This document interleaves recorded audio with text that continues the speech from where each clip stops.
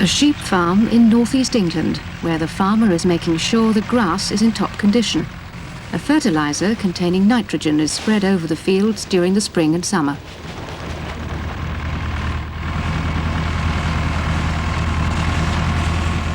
Nitrogen trebles the rate at which the grass grows, so there's plenty of grass for food for the animals. The nitrogen in the fertilizer is in the form of nitrate. Nitrate does occur naturally, but most nitrate is manufactured.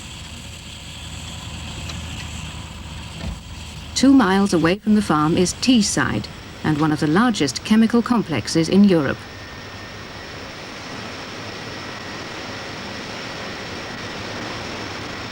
Here, nitrate is made by a process which was invented at the time of the First World War. People were concerned that we didn't have enough nitrate to keep feeding the world. Nitrate's good as a fertilizer, and the population was growing so quickly, scientists were worried that we would use up the world's supply of nitrate. The first stage in nitrate manufacture is the making of nitric oxide gas. This is made from 2 other gases, ammonia and oxygen. The gases pass along large pipes into metal reactors. But ammonia and oxygen don't react together easily, so inside the reactor is something which helps them react to form nitric oxide. Well, for the first stage, the important thing is the catalyst. Without the catalyst being present, we'd only get approximately half of the yield of nitric oxide that we get when the catalyst is there. The catalyst is a substance inside the reactor. It speeds up the reaction between ammonia and oxygen. Sue can't see the catalyst, only the heat given out as the gases react.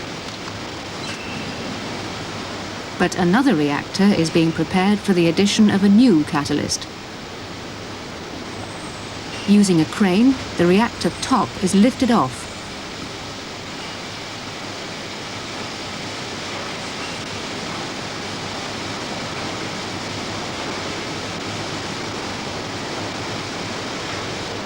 And this is the catalyst which will go into the reactor. 10 sheets of very fine gauze. It's not fabric, but woven strands of the precious metals, platinum and rhodium. The gauzes are very expensive. In fact, they cost hundreds of thousands of pounds. But it's money well spent, because once inside the reactor, the gauzes catalyze, greatly speed up, the reaction of oxygen with ammonia.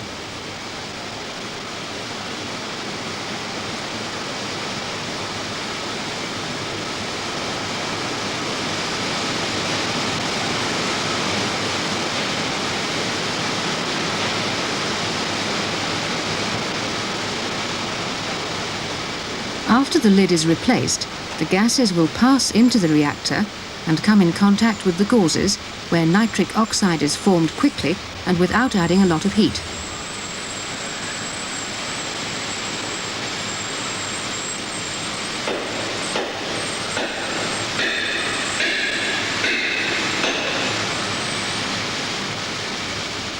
So how important are catalysts to the chemical industry? For a lot of reactions which we wish to do, the rate of reaction at normal conditions is so slow that it wouldn't be economical to build a plant. So catalysts make the rate of reaction quicker at normal conditions, so that we might be able to construct a plant economically to make the product which we require. But how does a catalyst work? At the University of Manchester, catalyst expert John Salthouse explained with a simple example. We're going to look at the reaction of the decomposition of hydrogen peroxide into water and oxygen gas. Hydrogen peroxide solution is remarkably stable. If we pour some into a test tube, little oxygen gas will be evolved. We can heat up the test tube and bring the solution almost to boiling, and still little oxygen gas is being given off. We can test for the presence of oxygen gas by its ability to relight a glowing splint. And as you can see, no oxygen gas is being given off, the splint is not rekindled. The catalyst that we're going to look at is manganese dioxide. It's a black powder. The moment the manganese dioxide meets a hydrogen peroxide solution, effervescence takes place, oxygen gas is given off, and in fact the mixture gets quite warm.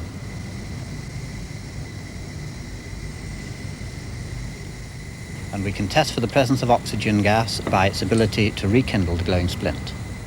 Is any of the catalyst used up? The powder isn't used up, and it presents a very large surface area for the reactions to take place. We can filter off the powder at the end of the experiment, and it is just the same as the manganese dioxide that we put in the first place. So if the catalyst isn't used up, how does it work? On the surface of the manganese dioxide, there are what are called active sites. Molecules become absorbed onto these active sites, the reaction then takes place, and the products are released. Why are catalysts so important? Catalysts are used extensively, particularly in chemical industry, to enable reactions to take place with the minimum expenditure of energy. Chemicals are made up of molecules which move about randomly. Molecules of different substances don't bump into each other very often, so sometimes reactions can be slow. But when a catalyst is added, it seems that molecules gather on the catalyst's surface at special active sites.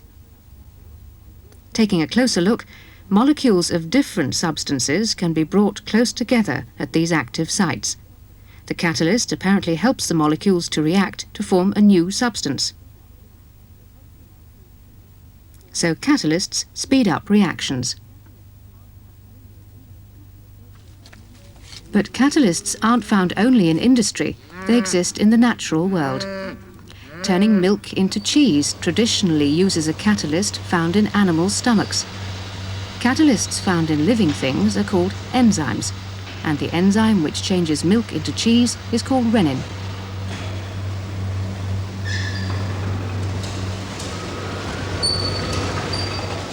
Renin solution is added to sour milk and left to act.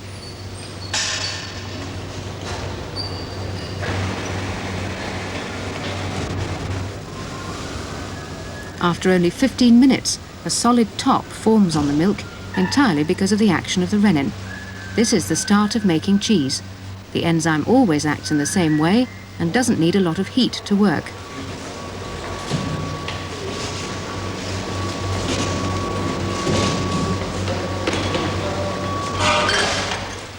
When the liquid is drained out of the vat, solid lumps remain. These are salted and dried to make cheese.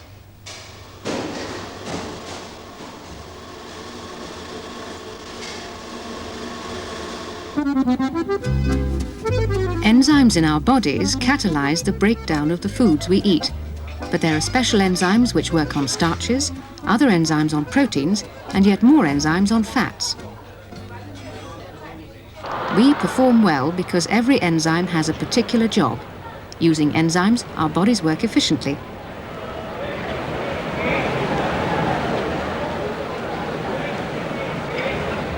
But how do enzymes work?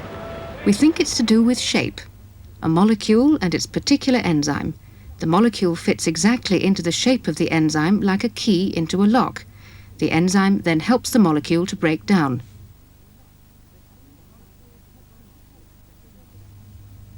But only molecules of the right shape fit into that enzyme. That's why enzymes are called specific, which means that they only act on one type of molecule.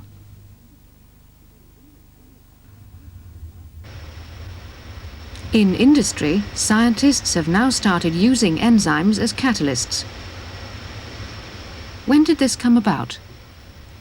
I think this has only come about in recent years because biological science has progressed a lot in the last few decades.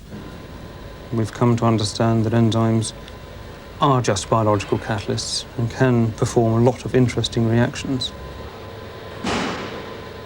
Here, a particular enzyme is being made which will catalyze the making of fructose, a very sweet sugar, from starchy foods such as potatoes. Using the enzyme will provide sugar in countries which can't grow their own sugar cane or sugar beet. But what's the advantage of using an enzyme? The principal advantage is the enzyme specificity. That's to say, it will only cope, it will only change one molecule out of many that are presented to it. one type of molecule. So that if you give an enzyme a mixed stream of chemicals, it will just pick one out and change that into something you want, and all the rest will pass straight through. The key and lock action of enzymes is important. Natural substances like sugars are very similar, but the specific action of an enzyme ensures that only one sugar, fructose, is made. No unwanted sugars are produced. But there's a second aspect to that, which is the mild conditions under which enzymes work in terms of temperature, pressure, and pH. This is dried enzyme. It doesn't need a lot of heat to work, an important point as energy is very expensive. So enzymes are specific and work at ordinary temperatures. Do chemists like Stephen think they'll take over from traditional catalysts? No, I don't. My belief is that the bulk chemical processes will stay with the traditional inorganic catalysts. I don't think they've run out of developments yet either. But I do think there'll be lots more uses for enzymes in the coming years in those areas where their particular properties can be used to advantage. Catalysts, either chemical or biological, are found throughout industry making reactions fast and easy. But recently, catalysts have been used in rather different places. Los Angeles, California, where the car reigns supreme.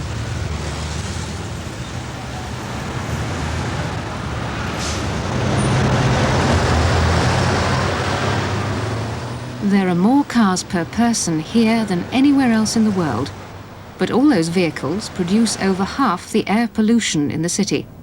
Los Angeles is in a valley, so the pollution can't easily escape. It hangs over the city as smog.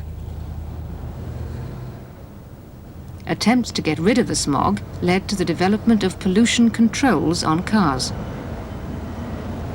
Well, there was an evolution of controls. They started out being rather simple devices. We were really pioneering in this field, especially here in California. But each year the standards became tougher, the rules, the smog limits became tougher. So we developed better and better systems. But in 1975 we began using the catalyst. And the catalyst has proven to be a major control for automobiles. It's done a very effective job in cutting down all of the major pollutants by acting on the exhaust gases chemically. The catalyst is a precious metal device fitted in all Californian car exhausts.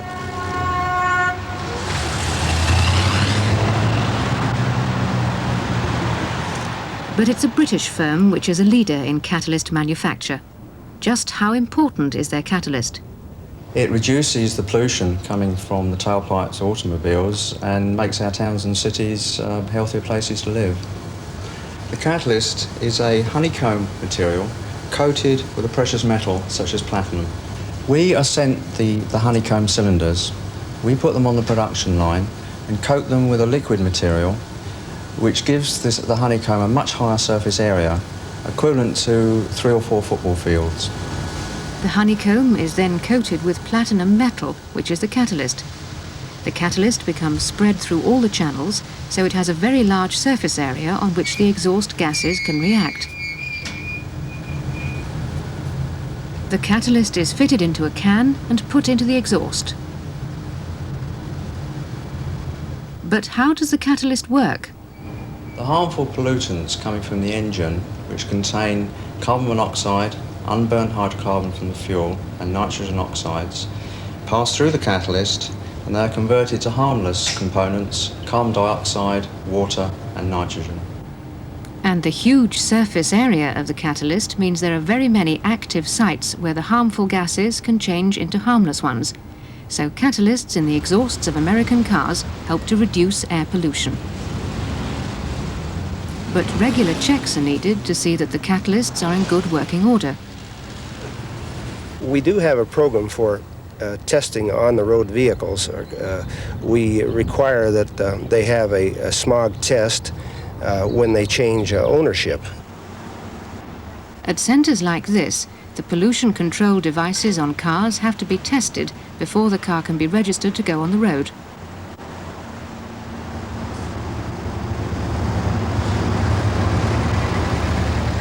Initially, as the car approaches the test center, they have to punch up the car on a computer. And this tells them what standards that the car has to meet and what systems should be on the vehicle, smog control devices. The car is moved up to the dynamometer area and placed on the dynamometer, which is a device that has rollers for the back wheels. We insert sensors or sniffers up the exhaust pipes, and this takes a reading, measures the amount of pollution coming out of the car. Then when the engine is started, the car is put through a driving cycle of speeding up and slowing down and cruising at 40 miles per hour. It simulates the conditions that you would encounter if you were driving in a metropolitan area. And while this is going on, well, that sensor is measuring that pollution, and it's being recorded on our instrumentation, so many grams per mile of the various pollutants.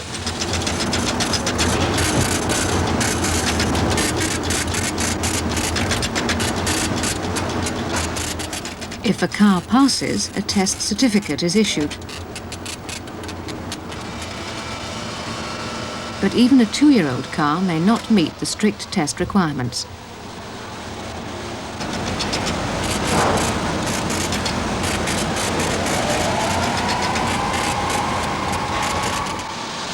Okay. No, the car did not pass the test.